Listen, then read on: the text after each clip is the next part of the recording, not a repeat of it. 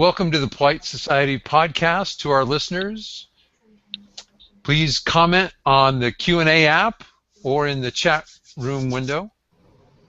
We have a chat room under the live banner on the Polite Society page, not the Facebook page. I guess it's WordPress technically. Let's see. And if you're listening, I'd like to thank our advertisers, ABN Surplus, Concealment Solutions, and NJ2AS. We're actually running a little ahead of schedule here. It's a good thing. It won't happen. Somebody put that in the show notes. It won't happen twice. Are we ready to kick this off? I don't think we have much. Yeah, Gary, you've got the comment on the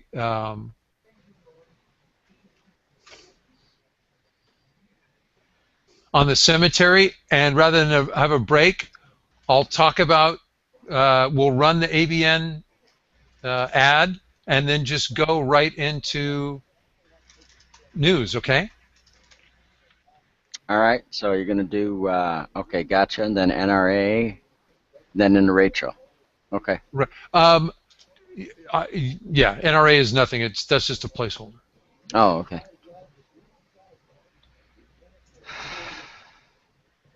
Do you want me to do the advertisement for ABN Live? Do you have? Can you? I don't know. How long will you need?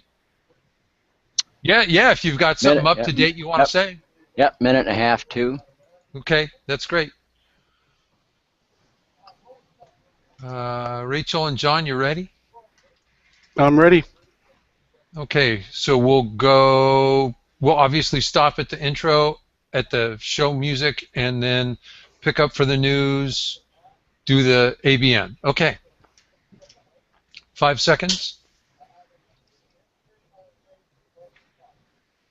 Welcome to the Polite Society podcast, recorded live on Wednesday, May 28th, 2014.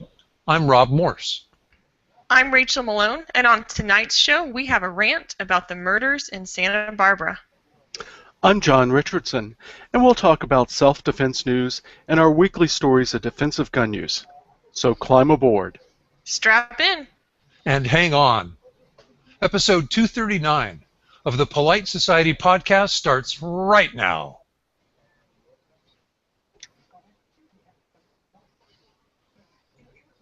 Rachel, take us back and kick us into the school year. All right, let's do it. Come back in 5. Welcome back to the Polite Society podcast. This is our personal news segment. For me, I'm wrapping up the school year with my music teaching. I'm getting ready for my sister's graduation, which is out in West Texas. I'll actually be leaving in a couple of days for that, so I have one more day to get ready, not only for the graduation in West Texas, but also been working like crazy to get ready for the Texas State Republican Convention next week. I'll be going straight from the graduation to Fort Worth. Y'all might not know this, but the Texas State Republican Convention is the largest political gathering in the world. Wow! Oh, we didn't know that. Oh. Larger even than the National Convention. So it is a big deal. There are not very many cities who can hold the convention. It's been in Fort Worth, I think, the past couple of conventions. And I'll be there all week. We have committee meetings going on the first few days. I'm planning to camp out in the Rules Committee because I have a resolution there I've really been working on. I have a lot of activists who've been working on it as well. So if you're around Monday through Wednesday, stop by the Rules Committee and say hello to me. After that, I'll probably be around in my various caucuses for my district or in the general session trying to get votes on the right sides of the issues and network with people, meet as many people as I can. It's a good place to network with activists who are engaged and involved. The actual convention starts Thursday. I believe the session is 11 o'clock and will run through Saturday. The convention doesn't have an ending time. It's whatever time everyone decides business is over. So we will see how long it goes, and when it finishes, I will probably come home and Sleep. sleep. That's kind of what I'm thinking, because there might not be very much of it going on during the week. It's kind of the way it works. So There you go. So when you say you're wrapping up the school year, does that mean you don't teach music over the summer? I do, but it's different. I run my semester. I have a fall semester, then a spring semester, where students are required to come or sign up for weekly lessons, and I write out progress reports and run it pretty systematically. During the summer, I just say, hey guys, if you want lessons, I'm available these particular days. You can sign up for 1 lesson or 10 lessons or anywhere in between. You can do something different. So yeah, so it is different for me. I don't just go straight through. Oh, good. Now, what are you gonna? So that's. You said you were going to the rules committee for the convention. Is there something specific that a specific rule that you want to see changed or introduced that's not there now? What's your push? There is. Well, okay. So the way I see it, and the reason I attended my first state convention and then said I was never going back, is that everybody works so hard and debates so fiercely over the Republican platform for our state Republican Party platform, and they get the wording just right, and they want everything to say exactly what they believe in, and they work really hard, and we actually have a really cool platform. The problem is it's not enforced. So what I've been working on with a group of other Liberty people is trying to get what we call the censure resolution, that I call the Boot the Rhinos resolution. We've seen it all the way through the precinct conventions and the Senate district conventions. Now we're trying to take it to state. If we pass this and get people to enforce it, it would mean that basically the platform would actually mean something. So you'd have to. It allows for small differences, but if you completely violate the core principles of the Republican Party platform, you would not get to call yourself a Republican. So that's what I'm working on at the convention. Interesting. Very interesting. Good on you. Yep. Thank you. We'll see how it goes. Win or lose, hopefully it'll be a good experience. You're going to try to make representatives actually represent the people by holding their feet to the fire in reference to the platform that they came on board with. You're basically saying you cannot go to the State House and go your own way. You have to stay with the platform, or you lose something like the Republican nod. Right. So we're not saying you can't be a representative or you can't run. We would just be saying, hey, if you call yourself a Republican, be a Republican.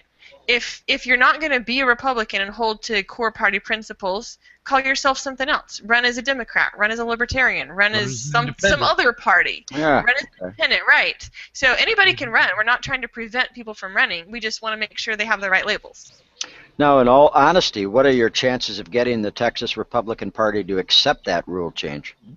Well, there are a lot of establishment people who really are not happy about this. They've been fighting it. I think the fiercest opposition at the previous level of convention, the SD convention, was in my district. Unfortunately, I had all these activists all around the state who got it through their districts, and I didn't get it through my district because. Well, wait. Go ahead. Remind everybody, what city are you in? I'm in Austin. Oh in my! Travis County. My, so, yeah. Okay. Yeah, there's a reason. But we'll see how it does. If nothing else, we're getting more people involved and waking them up to what's happening, and so hopefully we'll network and work together and take some good things to the legislative session next year. Wonderful, wonderful. Good luck. Thank you very much. So that's kind of my craziness here. John, did you have anything you wanted to add? Well, I will cede my time to the honorable gentleman from California. All right, California, you have the floor. You're going to hear a week of that, Rachel. Yeah. Yes, I am. Other than drive practice, not much. I've been trying to line up a shooting trip to the desert. Our Mosin Nagant is fed with steel cord ammo, and the ranges here don't want me to shoot it at their backstops. I did do one useful thing. I called up a bunch of instructors and said, hey, the next time you instruct I want to be a dog's body. I'll, put up targets and listen, and Very good.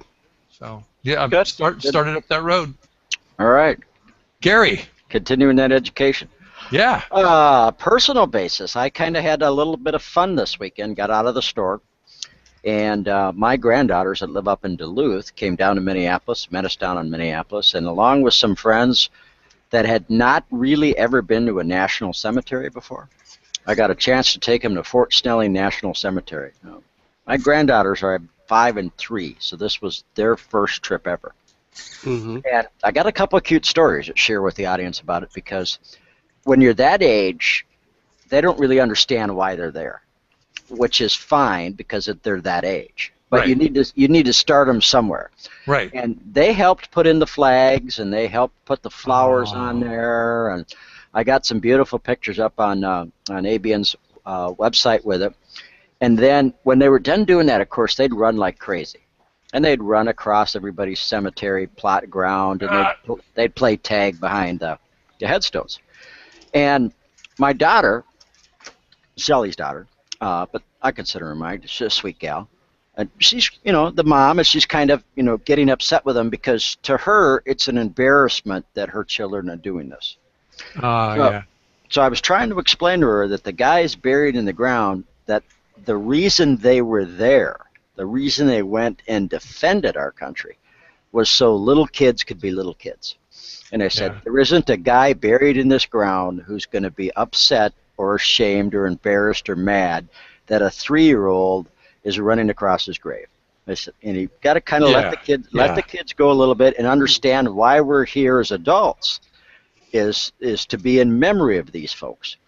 And so once she understood that, she relaxed a little bit, because she was there, and it's a formal place, and it's a the kind of place that has sort of a heavy feel to it. But when she relaxed a little bit, and then the kids had fun, and they came back and they put in the flags, and we were able to introduce them to people in their family that they had never heard of before, uncles and great uncles and grandfathers and great grandfathers. And my hope is that the tradition will continue, and 10 years from now, when they're 15 and 13, they will still like going over on Memorial Day and putting the flags out and the flowers, and they'll understand the process. So I thought it was a good time to start it going at that age, and they were as respectful as you could expect 3 and 5-year-olds to be. So That's it was a good time. So I exactly. really like your explanation to your daughter about the nobody, no soldier, no airman, no sailor, no Marine would be upset about a 3 or 5-year-old running around. no, nope, none of them I know. They would have all said, "Hey, great, it's grass, let the kid run." So Mm-hmm. there you go. Exactly. Yep. We had the second interesting story I wanted to share is they had a guy standing guard at the front gate. Now, Fort Snelling National Cemetery, Minneapolis, St. Paul, is a huge cemetery. I'm sure the ones down in like Fort Worth, Dallas, and San Diego, California have got huge national cemeteries. This is one of them. And there's a guy standing there in full uniform, Vietnam vet. And he's at attention right at the beginning of the guard, right by the American flag as you come into the cemetery. Everybody noticed him, and I took the time to go over and give him a salute, thank him for his service. There was a bagpiper from the Marine Corps back about a half a block or so, and had a chance to talk to him. Now, I don't know if this story is true or not, but I thought it was fascinating. He said that the guy standing guard up front, and I could see from looking at him, it had a substantial part of his brain blown out in Vietnam. The skull was damaged and so forth. And that the Forrest Gump movie, the part of it where he's in Vietnam and he's dragging the guys out over and over and over again, Mm-hmm. Was this guy. Was this guy. In real life, that's what he did. And that's what that portion of the Forrest Gump movie was based on. It was hard not to have a tear headed back out the gate when I stopped to salute him on my way out. It was very, very, that in and of itself was an awe-inspiring moment. So, interesting. He was still standing and important there. to share with your family. Yes, Yeah. They all stopped, and it kind of surprised me a little bit because they all got out of their car and stood at a respectful stance, including the little ones, when I went over and saluted them. So, yeah, they're my family's learning what it's all about piece by piece every year. So, that's a good thing. Well, that wraps up the personal news segment. And while I go wipe a tear from my eye, Gary, you have to do an advertisement for ABN. I do. I think we mentioned on Saturday that we were going to have some gun cases coming up this week, and then we're going to have some backpacks and some K-bar knives, that type of thing. I just wanted to remind everybody that liking us on ABN Surplus's Facebook page is what you need to do, because that's where the link is going to come up tomorrow. So the link will come up tomorrow evening to a special page with special prices just for Facebook people. So everybody listening to the podcast, whenever you download it, next Saturday or Sunday, whenever you do it, we're going to run this for 10 days. So remember that you got to go over to the Facebook page, and every day I will rerun that link that will allow you to go over and take a look at some phenomenally special prices we're just going to have for 10 days, and we're just going to have them for podcast and Facebook fans. That's it. It's not in the store, just for you guys. So that's it. Help us out. That's great for our listeners. It is. This will be really good pricing. We'll take a short break and come back with news right after this. I don't know what's going to go in there, come to think of it, because you just gave it, so we should probably just go right into news. Rachel, are you ready? Sure, I'm ready. I'll do elections and throw it to you. Susan, please cut that bloop out. Go ahead, Rachel. Turnout for primary elections is typically low, and the same goes for runoff elections. So how about a primary runoff? It's exactly what we had this week. And about 5% of Texas registered voters made it out for several statewide races and another handful of local races.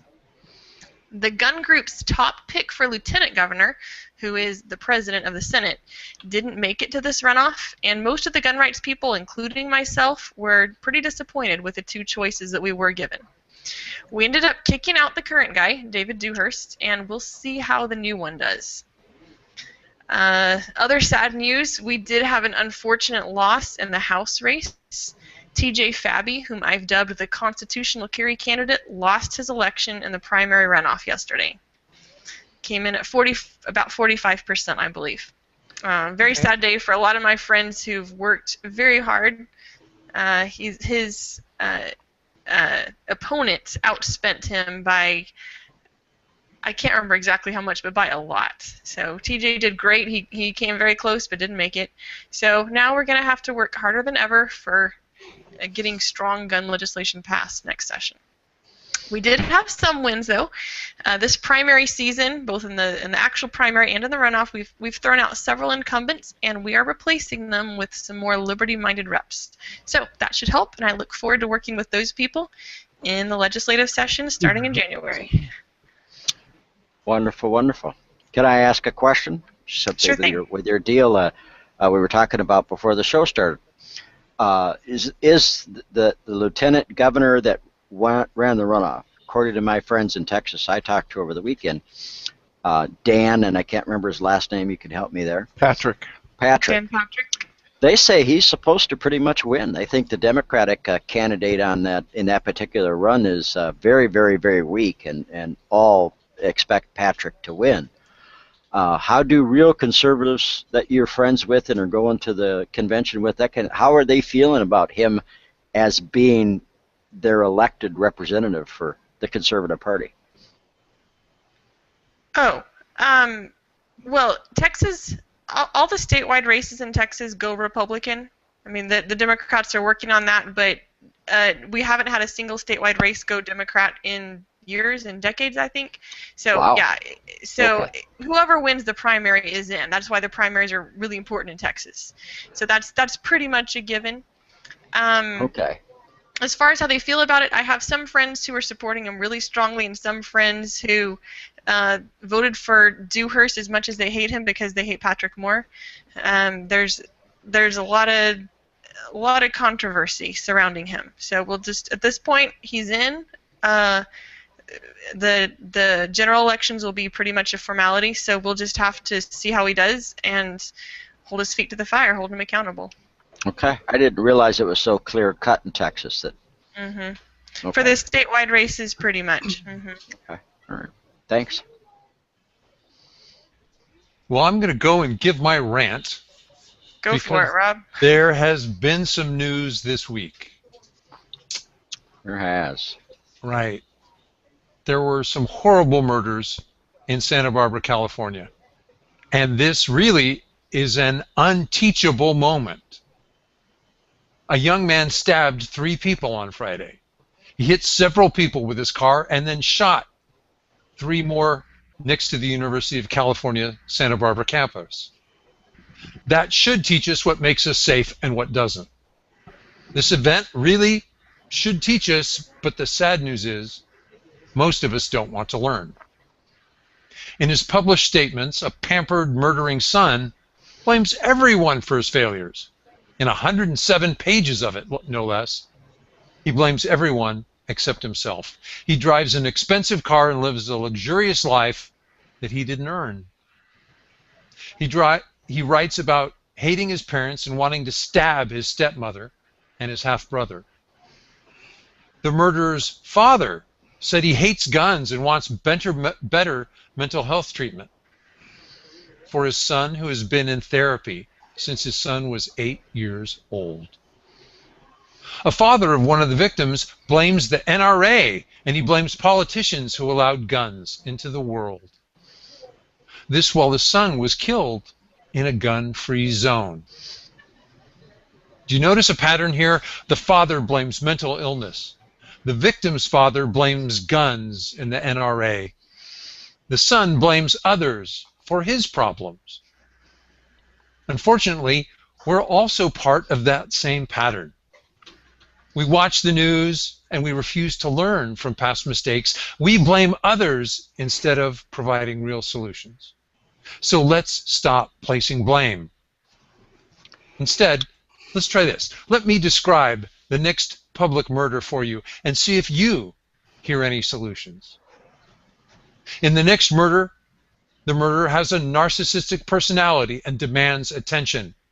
He wants his name in the news so badly that he will kill to get it there.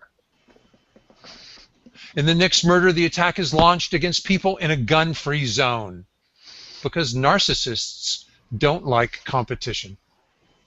The murderer has mental health issues and is probably on psychotropic drugs prescribed by a doctor. That's called a clue. The murderer is enthralled by violent video games and spends a lot of his life playing them. There are warning signs, and they will be ignored. Making predictions about the media's reaction to the next public murder is all too easy.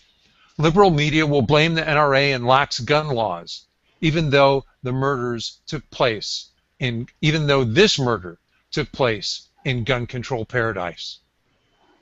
Let me explain. California is rated first as the most gun restrictive state by the Brady campaign. Santa Barbara County has Sheriff Bill Brown, who so dislikes armed citizens that he refuses to issue concealed carry permits. California has strict gun-free school zones around its campuses, so there were no armed defenders within thousands of feet of the UCSB campus. This crime took place in an anti-gun state, in an anti-gun county, in an anti-gun school zone. The crime should have been impossible if gun control actually worked. Evidence screams that gun control doesn't work. In fact, it makes us less safe. But we won't learn from our mistakes. Instead, liberal politicians will double down on gun control and claim it's for the children. The media will buy it and support them. Here comes the new tragedy, same as the old tragedy. until we learn. Thank you, Rob. Yes, until we learn. Some good points there. And you were talking about blame. I was? Yes, you mentioned blame somewhere up there. I think maybe. Somewhere in that rant. Yep, absolutely. And I see this so much. We all see that citizens want to blame somebody else, and they want to blame the government for the government's failure in preventing murders, failure to prevent shooters like this. I was reading a news article, though, about this. Apparently, police went to this guy's apartment on April 30th to conduct a check after they were contacted by members of his family who were concerned about the videos he posted on YouTube. And that's the kind of thing that people are always saying, oh, if only somebody would have mentioned this to the police, then they would have been able to stop this. Well, here's a great example of the police actually going and investigating and still failing to stop it. And I also want to add that anytime you go that direction, I think that's a real slippery slope of trying to call on law enforcement to stop something, to stop a shooting before it happens. Because what are they going to look for? How do they know? How are they going to be prevented from turning on citizens such as us? So looking for warning signs and trying to prevent it that way is just a slippery slope. And the bottom line, the lesson that I think we need to learn is it's not up to the police to protect you. It's your responsibility to protect yourself. It is. I'm going to jump in here for a second. Many conversations over the weekend with folks about that. When you talk about the mental problem as being a slippery slope, it is. But at the same time, as gun owners and gun users having a responsibility, something has to happen. I am so Bill of Rights guy that the idea of sending police out to check on people scares me to death because we already have enough violations. But what do we do? I mean, how do you, somehow or another, we have to come up with something in place that isn't blame the gun or the knife or the car. If somebody does have a mental illness or the beginnings of some kind of mental illness where it becomes aware or apparent to their family or their school, teachers, priests, whatever it happens to be, how do we get to those kids before the incident happens? Is there really any good way to be able to do it that anyone's brought up anyplace? Well, Gary, I mean, we could give up our freedom. We could live in a police state to solve this problem. We to could. me, that sounds like the disease being worse than the cure. I agree. So I'm gonna ask the question. I would like to be able to solve this. I'd like this not to happen again at some cost, and there are a certain cost to which I'll say, no, the cure is worse than the disease. Right. You know, we have to ask, it's better compared to what? So no, there are no cheap, easy. I'll leave the 30-second solution to the politician's soundbite. I don't have one. Well, and I think that that's the thing that we have to start thinking about, and honestly, I think it needs to come from the gun owner community, because we all know that the anti-gun community is going to make the statements, blaming it on the NRA, blaming it on whatever. They're not going to look at the issue. We know this. They're not going to look at the issue and say, here's the real problem. How can we find a solution to that? But I think it would behoove those of us that are pro-amendment rights to start thinking about that and get that as part of our conversation. We see these incidents are happening, and we get the blowback from it. So we should start within our own community having the conversations about what kinds of other alternative things can we come up with, can we do? Because unless we start that conversation, the more of these instances, the more restrictions are going to be applied. The more New Yorks are going to limit magazine size, which does no good. That kind of right. Thing. Yeah. You know, that's what I see, is that the less we get involved in the discussion as to what other alternatives may be to help lower these types of things, because you're never going to get rid of them, but being aware that they might happen and how to deal with them, the more we discuss it, maybe the closer we'll get to a solution to the real problem of the mental health issues that these people all seem to have in common. Well, 30 years ago, maybe 35, if you had a family member that had obvious mental illness, you could take him and you could have him committed, at least involuntarily, at least for a set period of time for evaluation. I remember that.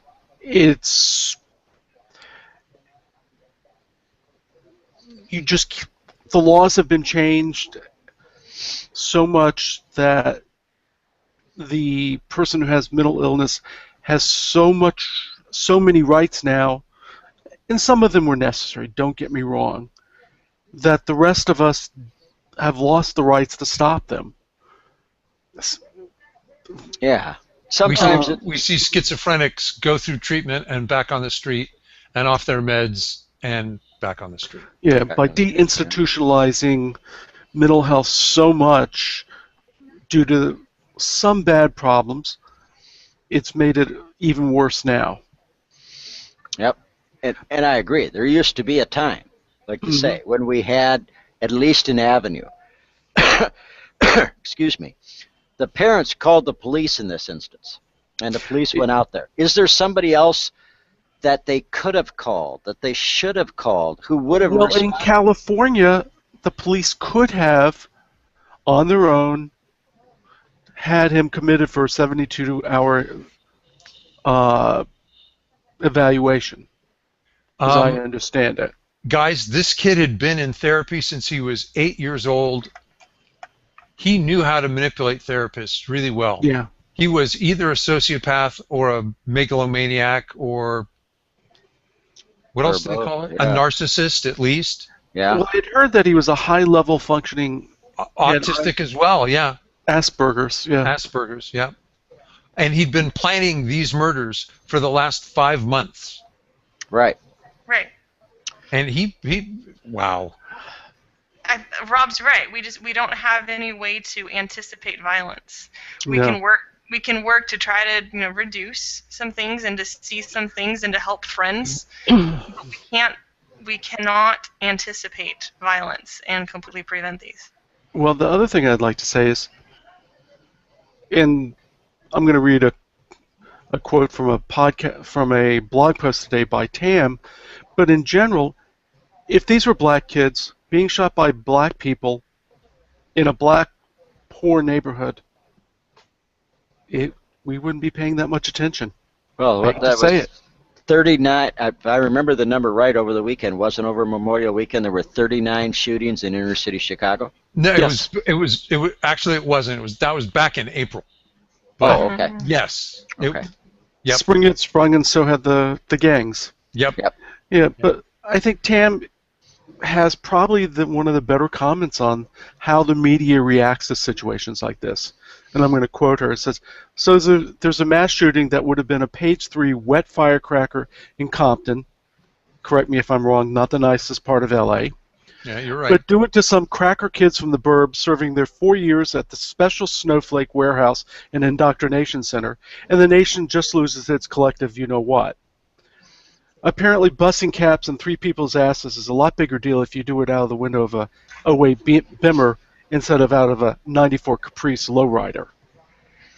Unquote. Yeah. But hey, it's really convenient for the politicians. Yeah. Democratic Senator Richard Blumenthal from Connecticut and Representative Peter King from Long Island, New York, called for stricter firearms legislation after the California murders. So it looks like that kind of played into their hand pretty well. I agree. Yeah. What they said is, obviously not every kind of gun violence is going to be prevented by laws out of Washington, but at least we can make a start. My response is, really? After passing some 23,000 laws restricting firearms, I kind of hoped you'd be done by now and we could finally see the beneficial results you promised from gun control. As far as I and the researchers can tell, the beneficial effects of gun control are always one more law away, and they always will be. And they didn't slow this murder down, and the next law won't either. No, but they will continue to grow the base of those kinds of politicians to continue to restrict. Many of the conversations I had this weekend with people who are not anti-gun ownership, but anti-carry, anti a whole bunch of the other kinds of things, more restrictions, more infringements. And not a one of them mentioned the car. Not a one of them mentioned the knives. Right. Or the hammer. Their entire argument was that we need stricter gun control so that this kind of thing didn't happen. And I see that this argument from their side is just going to continue probably for the rest of my lifetime. But I think at some point there has to be a grassroots movement within our gun community to say, hey, we need to look at ways to be proactive as best we can, because like you say, you can't eliminate them all. You can't choose, who's going to be violent or who's not going to be violent. But the argument to restrict guns from one form, fashion, or another, from the size of the magazine to a San Diego sheriff who won't allow a concealed carry permit, is getting bigger. And the voices aren't any bigger, the amount of people aren't any bigger, but the loudness of their voice and the coverage by the media is getting exponentially bigger than it was, say, even before Connecticut or before the Denver theater shooting. Hey, Gary, can I, already by Saturday morning, the Moms Demanding More Money group on Facebook, they'd had up a ton of posts blaming the NRA. And, okay, exactly. They have an axe to grind. They're a political action group. They're blaming the NRA for the murders committed by a confirmed anti-gun sociopath. Yep. I mean, that, any excuse will do. Yeah. And they're blaming the biggest firearms safety organization in the country. Yep. And I even have that, thanks in part to the conversation we had last week, I have that argument with friends. I said, if you're so darn NRA, go read.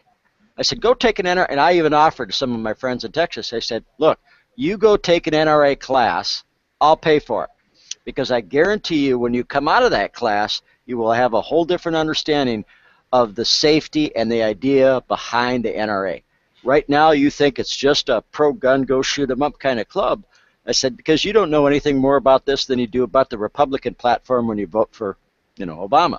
So if you really want to understand the NRA, you need to go take an NRA class. Need to get involved in it. And then come back and say, maybe there's another solution. Maybe we can talk about something else other than I want to take your guns away, or I want to take any rifle that shoots more than one bullet away. I don't have an answer to it either. But I do think we need to start having a conversation within the gun community as to what we can do to help try to get better at doing this. Because the situations aren't going to go away. Well, I did see some good news on this. CNN did, I think it was CNN, yeah. There was a poll from CNN, now it might have been unscientific, done Wednesday asking, do we need more gun control? And only 39% said yes, 61% said no. Taken right after the California shootings and knifings and hammer bludgeonings and car hit and runs, shall we say. So, yeah. Well, speaking of, this is almost painful. One, we see that gun control doesn't work. I mean, the guy passed 3 background checks as an adult, and he was never a prohibited person. Yep. Even though his family had called on the police and asked them repeatedly to come do a wellness check on this nut. Now, there is an odd bit of poetic justice here.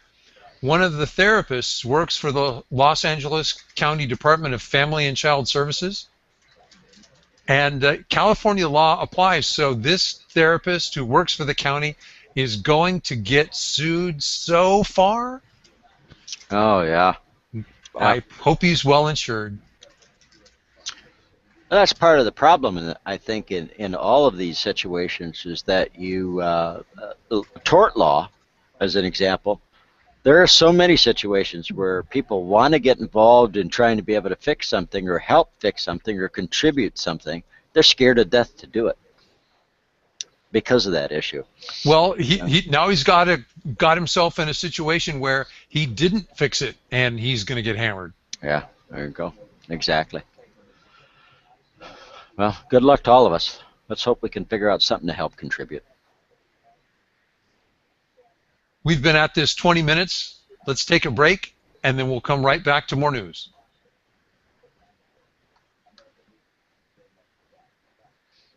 Where are we in this mess? Well, I think we're down to background checks don't stop murderers and they don't bother criminals with Gary from Florida. Okay. I think we've kind of gone through everything ahead of that. Is that Gary from Florida? What? No. No. Is that It for... was- Oh, thieves targeted Florida. There we go. Florida Okay, gun owners. so Yeah. we're done. I think We're that's off to the end real of news the rant. Come on. Okay. Yeah. now. Good. All right. Quite a discussion you prompted there, Rob. Say what, ma'am? Quite a discussion you prompted. There you go. Yeah. I'd rather be anonymous than have this sort of news to talk about. Yeah. Yeah. Okay, Gary, bring us back in with background checks. where we are? 3, 2, 1, go. Well, another story that hit the news this week. Background checks don't seem to stop murderers, and they don't bother criminals. This story comes from Florida. Thieves targeted a Florida gun owners during search of in their search to illegally acquire guns, I guess it is. 4 cars were broken into during broad daylight in a high-traffic parking area for the Central Florida Gun Show. Thieves made off with guns, ammo, cameras, and other items while causing thousands of dollars in damage to the vehicles. My guess is the thieves aren't going the legal route and submitting those for background checks that the anti-gunners are so proud of. Florida. It's weird there anyway. You know, that really doesn't stop the anti-gunners from claiming gun registration and background checks are wonderful. I don't think the facts matter. No. They don't. And the next story proves it. The media loves a good massacre and loves to ignore one. In Chicago late last month, 39 people were shot in one weekend. That is predominantly black-on-black crime and ignored by our national media. Instead, the media focus on the sizzles of a sociopathic, pampered playboy driving a BMW in California. Because that just makes such better news. It does. You gotta wonder. I mean, it is. I guess the media would tell us anything that would keep eyeballs on the screen. That's pretty sad, really. That's right. I mean, some of it you can blame the media for, for their, for what they do, but us too. I mean, the people who listen, the people who get excited about certain news stories and just don't really care about others. So Well, you can blame the listeners. You know what I feel out about that? Thank you Yeah. to our listeners for listening to this podcast. Yeah. We try and bring Absolutely, you for the truth caring. as we can find it. Gosh. Mm-hmm. Thanks for caring about it. Yeah. I've got some more news from Chicago. Mayor Rahm Emanuel is proposing a far-reaching ordinance that would keep gun stores out of 99.5% of Chicago. It also requires stores to videotape every sale. Good grief. They also would have to get the police to approve a security plan before they could open their doors. Wow. We'd kind of like to know what stupid federal judge allowed Chicago politicians to make those rules. Please, somebody tell me we have his name. Actually, I think it's a judge forced Chicago to allow gun stores. Yeah. And this is their way of allowing gun Posner. stores. Posner, Judge Posner with the 7th Circuit said, you can impose reasonable restrictions. That's a little bit like telling the mob they can use a little bit of force. There you go. There you Exactly. go. Particularly in that city. You're absolutely right. Yeah. Well, there has to be a limit to the stupidity of politicians. Well, that's a nice theory. But maybe in New Jersey. Nah, not so much. All right, I give up on them. It appears that the magazine capacity bill in New Jersey that limited magazines to 10 rounds or fewer. Finally, now, thank goodness, exempts tube-fed .22 rifles, because when you put 22 shorts in them, all of the .22 rifles are illegal. I don't know how they made that change after the bill went through committee, but breaking the law and rewriting a bill would never slow down a New Jersey politician. Under no circumstances. Raise your hand. Any of you want to live in any of the East Coast states? New Hampshire? North Carolina's okay. We're getting better. Oh, well. Oh, Florida? It's always Vermont. Georgia? I apologize. I misspoke, because when I think East Coast, I don't think Northeast. I never think the southern stuff. I never think the West Virginia down. I don't. I apologize, John. You're absolutely right. I'll accept it. Do you mean the Mid-Atlantic states? Mid-Atlantic states. There you go. Pennsylvania's not bad. Yeah, So- except for Philadelphia and their Well. attorney general. I think rural. Isn't it either New Hampshire or Vermont's a very pro-gun state? One of the two of them, but I can't remember which one of the two. Well, actually, they're kind of both in a way, sort of. But okay. anyway, Constitutional carry. speaking of a New England state, Ah. this news is right out of the Acorn scandal. Anti-gun lawmakers in Rhode Island wrote a 10% sales tax on guns and ammunition. That is an additional 10% on top of the existing federal, state, and local taxes. Wow. These tax proceeds are supposed to go to law enforcement, except law enforcement is allowed to give the money to nonprofit anti-gun groups. These are the same anti-gun groups who donate to anti-gun politicians. In other words, the anti-gun politicians just wrote themselves a campaign donation with taxpayers' money. Rahm Emanuel and the Chicago Machine would be so proud or envious. You can Well- see it coming to a large town in the Midwest near you soon. Yes. You know, they kind of did that in Cook County but not through Rahm Emanuel, but through the Cook County Council. Yeah. Did Well, something very similar. Is there a difference? I mean, Yeah. right. Yeah. If you wanted to promote gun safety in Rhode Island, you'd give the money to the NRA. Yeah. Yeah. Honestly, that's very true. You wanted to promote gun safety anywhere, you ought to support the NRA. Right. That's I mean, right. tell me, how many gun safety classes has Mothers Against Illegal Mayors run? None. Zero. Right. Yeah, it's the gun rights people who promote gun safety, who teach it, and who are equipped to teach it. And then the rest of them have their armed guards. I just read a story that Emma Watson, nice actress, very cute, whatever, just graduated from Brown University, sitting next to her, hidden underneath a cap and gown, was an armed guard who walked across the stage with her. Everybody else, you're on your own. Yeah. It's good to be rich. Rachel, give us some good news. Yeah, let's have some good news from down south. Louisiana Governor Bobby Jindal signed 2 firearms bills into law. The first allows concealed carry holders to enter a restaurant where liquor is sold, although they still cannot drink alcohol. The law also allows current and retired law enforcement officers, judges, and district attorneys to carry concealed in bars. Isn't that lovely? There are laws for them and separate laws for us. The second law expands the castle doctrine. Louisiana already protected the homeowner from being sued if they killed a criminal breaking into their home or car. The new law prevents suit if the criminal is only injured, not killed. This is Louisiana we're talking about, right? This is Louisiana. Where judges and law enforcement have their own rules. Well, you know, Apparently so. I mean, for a state that has drive-through daiquiri places, I'm shocked. Shocked, I say. You cannot carry in a bar or restaurant that's serving alcohol. I'm just shocked. I mean, what can I say? See, even in Texas, we can carry in a restaurant that serves alcohol as long as it doesn't make 51% of its income from that. Right. This is essentially North Carolina, we can carry but not drink in restaurants and eating establishments, as it's right. Well, there's another little bit of good news from Georgia. Well, Appling, Georgia, to be exact. Citizens interested in learning how to safely carry, handle, and shoot their handguns were invited to the Columbia County Sheriff's Office Citizens Firearms Academy.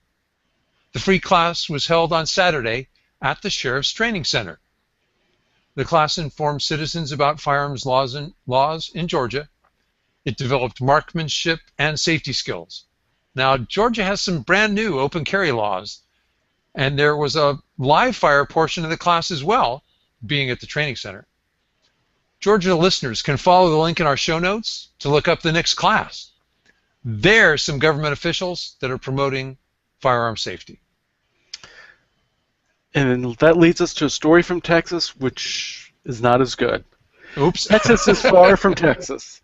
Amelia Pickens called police about a car she suspected had hit her daughter's car. Arlington police officer Phil Hill arrived, and 2 of the car's occupants were ultimately arrested. 1 for an outstanding warrant and 1 for possession of a controlled substance. There's the car now. When Amelia handed over her license and proof of insurance, she explained she had a CHL as required by Texas law. That was when Officer Hill seized her purse and confiscated her firearm. Pickens says, "I'm disabled. My husband goes out of town quite frequently. I have to be able to defend myself. There should have been no reason why at all that he took my gun. I didn't do anything bad with my gun. I didn't brandish it. I didn't even say I had a gun. The only time my gun was mentioned was when the officer asked me for my driver's license and insurance, and I have to show my CHL at that particular point." It sounds like Arlington police need a lawsuit, a monetary judgment, and some serious retraining. Rachel, do you and your liberty activists talk about that when you get together at these conventions?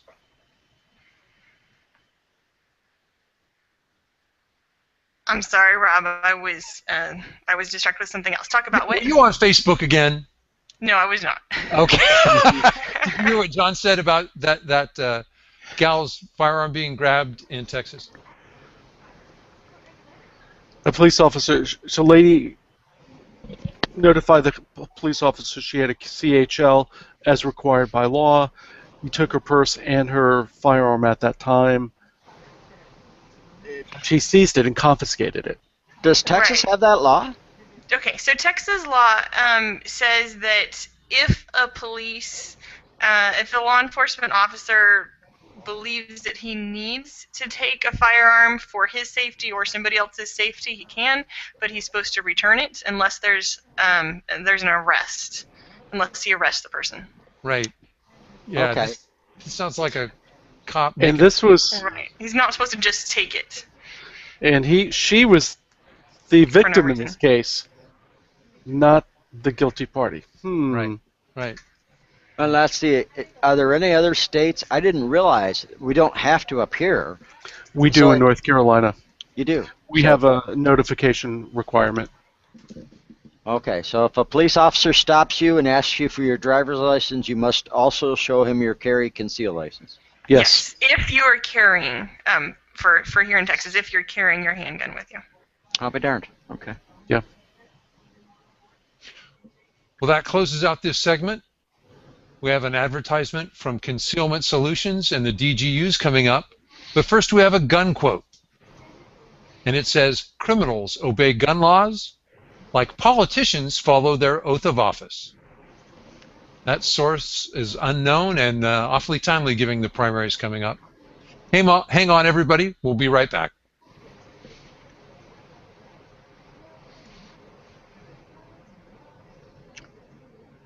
Yeah, who cued the sound effect for the car starting?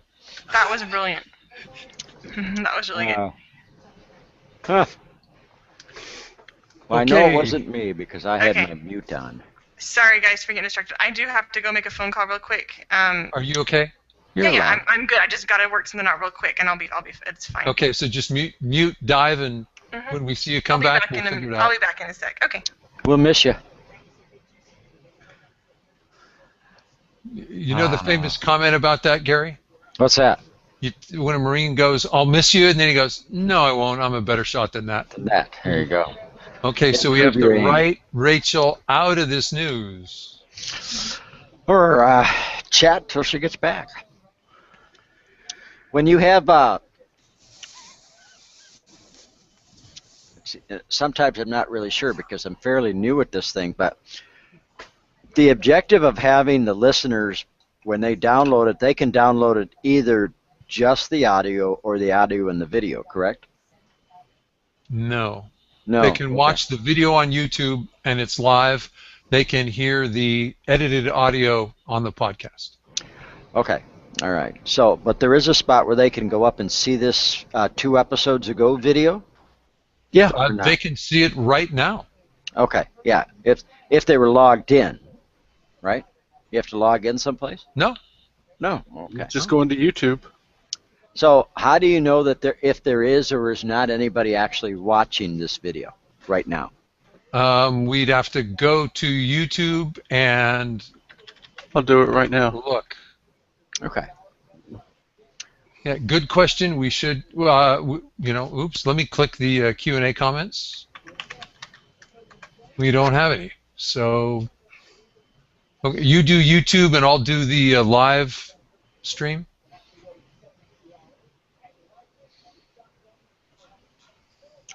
I wonder if Susan's there. It's Mr. Fats 123. Hey, Mr. Fats. Hello, sir. So we have one person watching. Oh, okay. Oh, and there's Mark, too. Hey, Mark. Well, hello to the person watching, and hello to the other 2 people who are listening, but they're not watching, apparently. It's very nice. Glad to have you with us. Mark's got a couple of questions, or Cornfed in Ohio has a couple of statements. One is good evening. He says he thinks Susan should be the next one of our staff member to go to Mag 40. Gary, he says Yeah. ABN looks like a great store, and if he makes it up that way, he wants to stop in and say hi. Wonderful. I'll have him let me know ahead of time. I will make sure the coffee's on. Okay, I'm sure he's listening. You'll hear that. So we are ready to, and Rachel's back with us? Okay. That was quick. Yep, we're good. Okay, I'll pull us back and start with our DGUs. All right. 5 seconds of silence. Hi and welcome back. This is our DGU segment. We start with a 22-year-old man in Orosi, California. He heard someone trying to enter his home at 5:30 in the morning. Now his parents are farm workers and had already left for the day. He was there supervising his 3 younger siblings. This 22-year-old grabbed the family gun and then traded shots when the thieves finally broke through the front door. He was shot multiple times, but police found 2 suspects outside the home who were also suffering from gunshot wounds. One died, and the other underwent surgery. The young man who defended his family is expected to fully recover. Police say there are still 2 suspects at large, and they're seeking the driver of a gray Astro van, and they have the license number from when he dropped one of the criminals off at the hospital. No, I'm sure this young man, after he heard the noise at the door, I'm sure he would have had plenty of time to run down to the basement, open up a safe, assemble a gun, go to the other safe, find some ammo, prep some mags, put it all together, come back up and address a threat, right? Oh, right. Or not. That's scary. Yeah. As I tell my students, crime doesn't make an appointment. You got to carry or hope you guess right, and I don't want to be banking on my guesses for something like this. If you could guess that well, you'd have a crystal ball and be so rich you wouldn't be on this podcast. If I could guess that well, I would avoid the situation, Ah, there you go. Yeah. I'm not going to try to put myself in. If I have advance notice or warning, or I'm pretty sure something's going to come down that way, you can bet I'm going to avoid the situation. It's called a clue. That's right. That's exactly right. Well, I've got the next one. Retired police officer Derek Bishop sat in a Mercedes in East New York at about 3:15 Tuesday morning. Bishop worked security at a nearby recycling plant when Manuel Ocampo and his 18-year-old cousin approached the car, pointed a gun at Officer Bishop. The thieves demanded his money and keys. Bishop gave the pair some money, but they demanded more. The cousin, Rashawn Thompson, moved to the passenger side door, and Manuel Ocampo stayed on the driver's side. That's when Officer Bishop got out of the car, drew his weapon, and opened fire, hitting Ocampo in the chest and head. He died at the hospital. "It's not a good feeling to shoot anybody," Bishop said Tuesday afternoon, tears streaming down his face. "It was just something that happened. I didn't want to die. I wanted to be able to see my kids and my wife." That I can feel for the officer. He was looking into the face of a 9mm, and that will change everything you think. But I have some sympathy for the rest of the legally disarmed citizens in New York City who also deserve the right of self-defense so that they too can go home and see their loved ones. Mm-hmm. Yep. I agree. Yep. So I feel for your officer, and I feel for the other folks that aren't as lucky as you are. Yeah, he has the rights to be able to defend himself with a firearm, just like the other Everybody citizens. else. Yeah. In the same way and for the same reasons. Mm. Well, I have the next story, and it comes from North Carolina. 2 robbers entered the wholesale mattress warehouse in Charlotte on Sunday afternoon. The thief put a gun in the store owner's face and demanded his cell phone and cash. He threatened to kill him if he didn't comply. The store owner reached into the till and didn't bring out cash, but he brought out a gun of his own. He shot one of the robbers, and the robber shot back, but didn't hit him. The injured suspect was transported to Carolina's Medical Center with a bullet wound in the stomach. Ooh, gut shot. Supposedly, the shooter is cooperating with investigators, police said. Yeah, I've heard that if you have control of the morphine drip, they'll tell you a lot. But Very true. I've heard different stories that, you know, why go for a gun if someone has a gun pointed at you? On the other hand, what do you have to lose? And your reactions will inevitably be faster than your actions will be faster than their reactions. If you practice. Good point. Good point. Anybody have, that's what that's what I'm told. That's what my practice tells me. I've never done it. So if anybody has real world examples, straighten me out. Frankly, I never hope to do it. Yeah, there you go. That's right. If anybody stands up and says, my last 5 gunfights went this way, I'm going to say, then we'll take what you say, because I haven't, not Exactly. Yeah. Yeah. You hope you never have to face that issue. That most certainly is true. And I think that for new people coming up, getting them involved in the NRA and other activities, my nieces all shoot now. In fact, one of my nieces is, I think, pretty close to a state champion. Wow. And they do it. Yeah, she's pretty good. It's a dead eye. Way better shooter than I am, by the way, knowing that she's not listening to this nor likely to listen to it. I can say that. She is a way better shooter than I am. But no matter, when in all the training I've ever done, the same thing is that you hope to God that what you're training for is something that will never happen. That's all you can hope for. But it's way better to be trained and it never happened to have it happen, as it does so often. In every major city in the United States tonight, there will be people who will be seriously harmed because they had no way of defending themselves. Yep. Yeah. Oh. Well, this week was a good week for defensive gun use with no shots fired. That's actually how most of them turn out, but a lot of them don't make it into the news if they end like that. For starters, a 22-year-old Jessica McDonald, she works at Discount Textbooks in Fort Dodge, Iowa. She just opened the store at 9 in the morning when a man came in, put a bandana, did I say banana? You did say banana. A bandana over his face. Yeah, either or. And demanded money. Jessica showed him the still empty till. The robber came around behind the counter and repeated his demands. That's when Jessica grabbed the gun that's kept behind the counter and pointed it at the thief. She told him to leave the store as she then backed away with the gun pointed at the man. Later she said, "I feel comfortable now using it, but I always said I never thought I would. It was shocking to me when I started here that there was a gun, and I always thought it was way over the top and that we didn't need it. But I'm now very glad that we have it."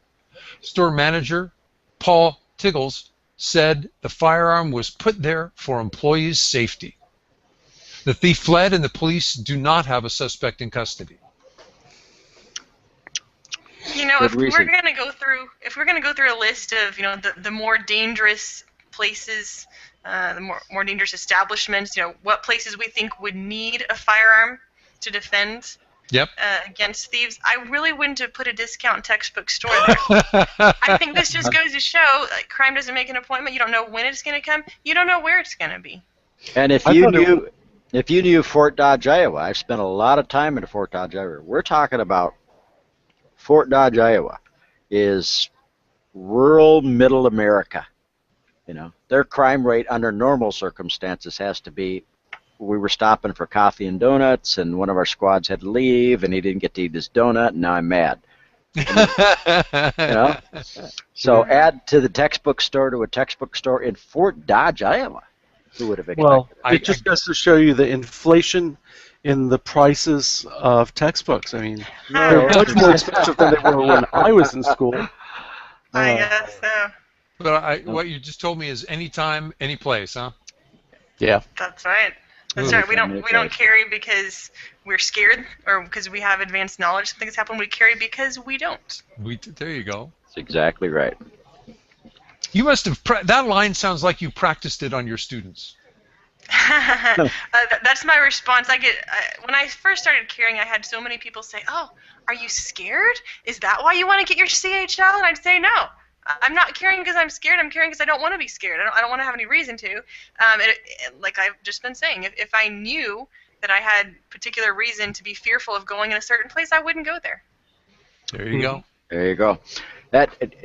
You guys have probably heard this joke before, but I'm going to say it real fast for our listeners. Highway patrolman pulls over an 80-year-old little old lady in Minnesota, and she tells him, she says, "Sir, I have a gun in my purse, and I just wanted you to know that." And he says, "What kind?" "Oh, it's a .38. He says, "Okay, well, good." He says, any other weapons?" She says, "Well, yeah, I also have a 9mm here in the center section between the two seats." And he says, "Oh, wow." He says, "Okay, just to be on the safe side, you got anything else?" And she says, "Yeah, I've got a .45 in my glove box." And she opens the glove box. So he looks at her and says, "Ma'am, what are you afraid of?" And she says, "Not a thing." Exactly. Not much. There you go. Yeah.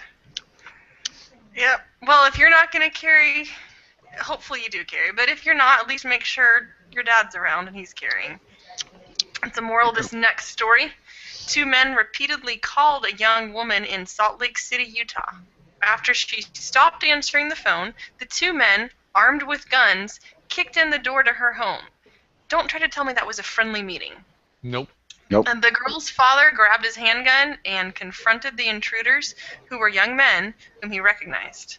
The intruders fled. They were quickly arrested on suspicion of aggravated burglary and aggravated assault, and they were booked into the Salt Lake County Jail. There you go. Can you imagine the presence of mind it takes? 2 guys break into your house, you hear it, you grab your gun, you run to the door and go, "Okay, these are stupid kids I recognize carrying a gun." They get another heartbeat to turn around and run, and everybody comes out alive. Very. What a bad bet. Yeah. I wouldn't have bet it. Pretty much. I wouldn't either. Hopefully, when they get done doing whatever they're going to end up having to do for being stupid this time, that will have taught them a lesson. And it'll be the last thing. Maybe they'll be able to see that and go, "We got lucky. Let's not do that again." Yeah. Boy, are they lucky. Yeah. In Utah. In Utah, no less. Again, We In have Utah. links. Go ahead. We have links to each of our news and defensive gun use articles at thepolitesocietypodcast.com. If you want to share them with a friend, that's where you'll find them. We'll be right back after this advertisement and our tips and tricks segment on the 4 safety rules. You know, I labeled it as tips and tricks, and I can't say that. I think you have to reverse it. Tricks on you. Tricks and tips. Tricks and tips and tricks. and Yeah. You want me Okay, to start so we the have list of to- email? Yeah, sign the email. We get rid of Paul. Wow, you guys are cruel. Yeah. Just give them to Gary, maybe? I don't know.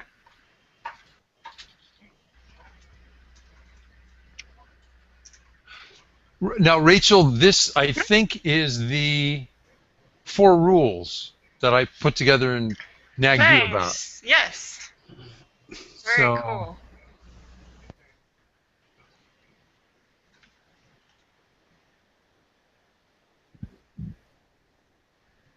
Okay, we're ready. Okay, Are do you want me to bring us back or Rachel? I want to take us back and say Okay. thank you to everybody for those 4 safety rules. 5 seconds.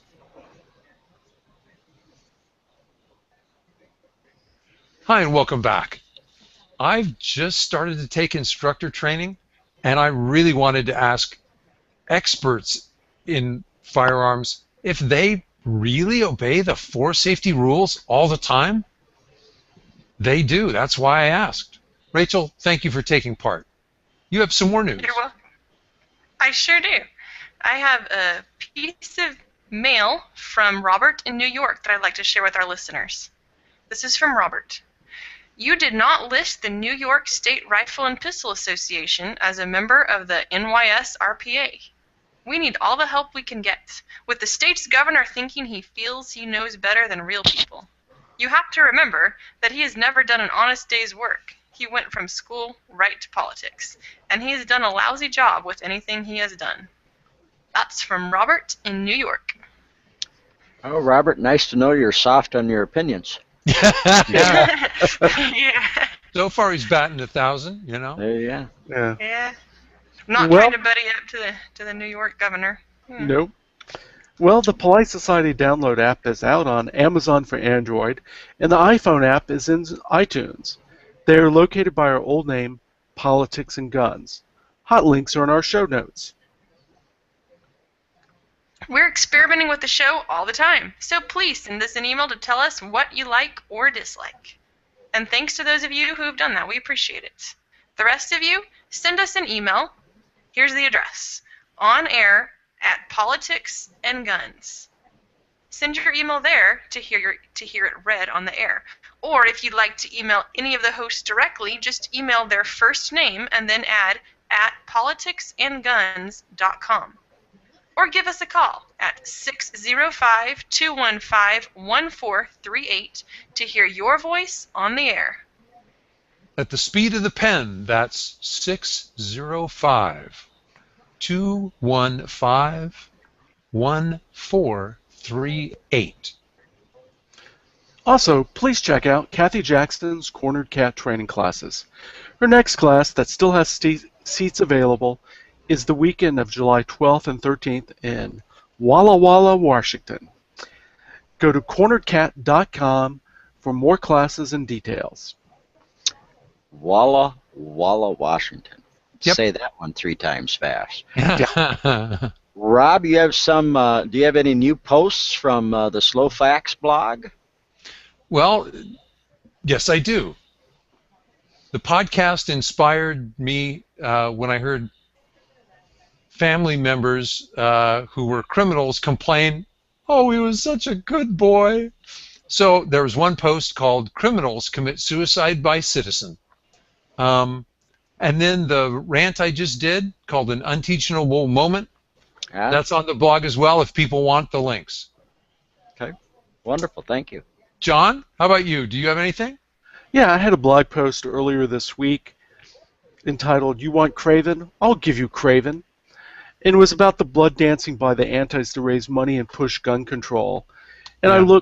I looked at the Brady campaign because it was spurred by an email that I got from Dan Gross at the Brady campaign, officially addressed to my mom, who's been deceased for 6 years, but they don't know that. And he was like, he talked about craven politicians, et cetera, and then talked about all the things that would have happened if only Manchin Toomey had been passed. And I'm like, dude. You out of your yes. Yeah, dude. Oh, you know, then it ends up with a, oh, please attend our summit in Washington and pay $50 to go to it. Free to go to the NRA annual meeting, by the way. And then I looked at the Violence Policy Center, trying to push their anti-gun research. Everytown Moms are illegal mayors. They're trying to build their email list. I got an email yesterday from Mr. Gabby Giffords. They've come up with a quote new hashtag, and it also ends at contribute please. And I'm like, the Americans for Responsible Solutions, I think, is nothing more than a retirement annuity for Mark Kelly, but we won't go there.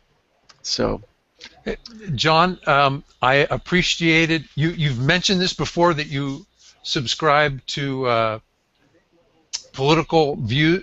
You ask for email updates from your opponents. That's what I meant to say. Gosh, I wish I good was a job. writer. Got it out. Yes. yeah. I do the same, and in fact, they told me to call up one of my legislators and vote a given way, and I thought, thank you so much. Now I have to call them and tell them to vote the opposite way. So, well, they called me. The email officially to my mom right. asked me to call Senator Jeff Flake. I don't live in Arizona. My mom never lived in Arizona. We live in North Carolina. I mean, why not have me call Richard Burr?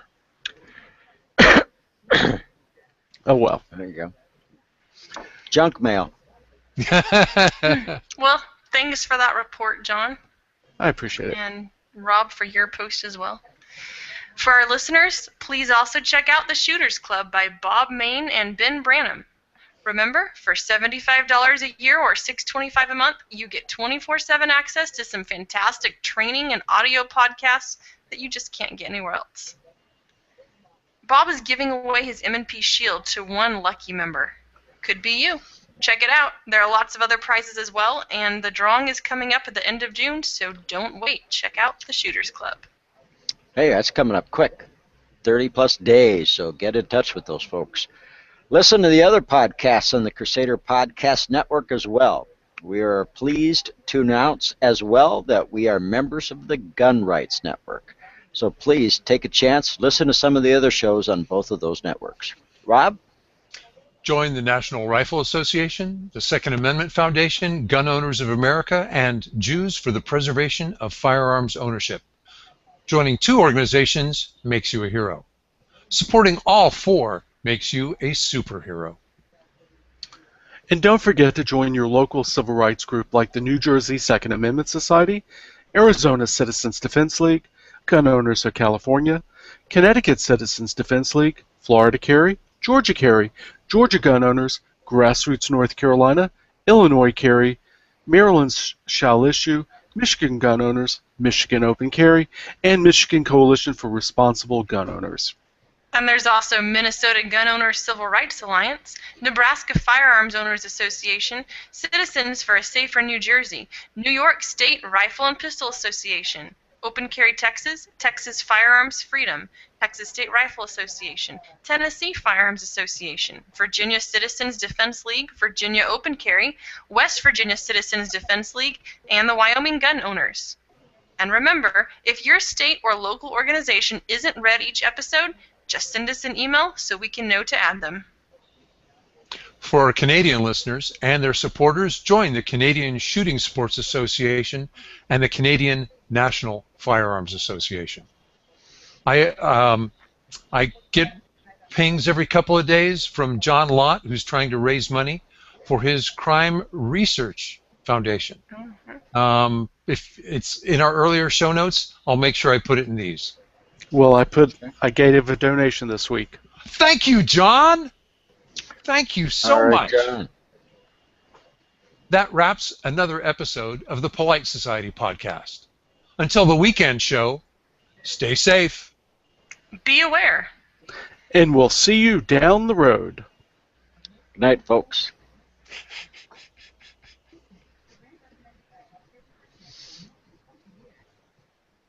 To those of you listening online, I'd like to thank ABN Surplus, Concealment Solutions, and the New Jersey Second Amendment Society for letting us come to you each week. It's some work on their part and some work on ours. Teamwork. Thank you for listening. Guys, anything else you want to say to our listeners before I take us off air? I have one cute Take little turns. story. What's your story, buddy? Just so happened this weekend I was up visiting relatives, Right. and I noticed that their neighbors had changed. Weren't the same neighbors last time I was up there. So I asked what happened. Neighbors move out or whatever. They said, no, he went to jail.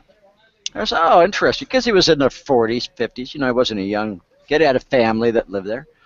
I said, went to jail. What did he go to jail for? They said, the Secret Service came and arrested him for threatening the President of the United States. That is a federal crime. You always hear about that'll happen, but I've never in my lifetime actually even talked to anybody who knew of anybody that had ever actually been arrested for it. He said, yep, the guy had sent several emails threatening the President of the United States, and the Secret Service arrived at his house one day, arrested him, and threw him in federal prison. So Well, you know, years ago, probably 1980, I was helping a professor at UNC Chapel Hill code some data on federal prisoners, and I did come across a guy who was in jail just for that. He was he was in the Butner Correctional Facility, which is a lot of the guy who stole all the money. Is it like a country club? The country club facility? It's Club more Fed? Dollar crime. It's more white collar crime, yeah. Yeah. Okay. You go, well, I don't know where this guy ended up with, but my chin just kind of hit the floor. I'd never actually ever heard of anyone actually getting arrested for doing that. And that was pretty cool. Well, So, teaches us our manners count, particularly when you send them to the feds. it said that manners do count. So there you go. Yeah. And stupidity does, thank God, have its price. We'll come home. I know. Rachel, you had to jump out. Things are okay? Yes, we're good. Things are okay. Okay. And Where's your sister graduating from in West Texas? She's graduating from Boys Ranch High School. I don't know if you're familiar with Cal Farley's Boys Ranch. Yeah. It's a home for kids. She's done really well there. She's attended all 4 years of high school. Cool. Oh, Super wonderful. proud of her. Mm-hmm. Wonderful. Had a professor up here who left the mountains to go to Alpine, Texas to teach at Sul Ross State University. Sul Ross State. Hmm. Never heard of it. Best school west of the Pecos. Okay. Texas is that state that used to be Mexico, right? Just check. Texas kind of used to cover quite a bit more than Texas right now. There you go. well, does that mean you won't be on the weekend podcast? Right. I won't be on the weekend or next week because I'm going straight to the convention. Okay. Alrighty. Mm-hmm. Take care. Enjoy the Drive safe. convention. It's been fun. See you on the weekend. Mm-hmm. There you go.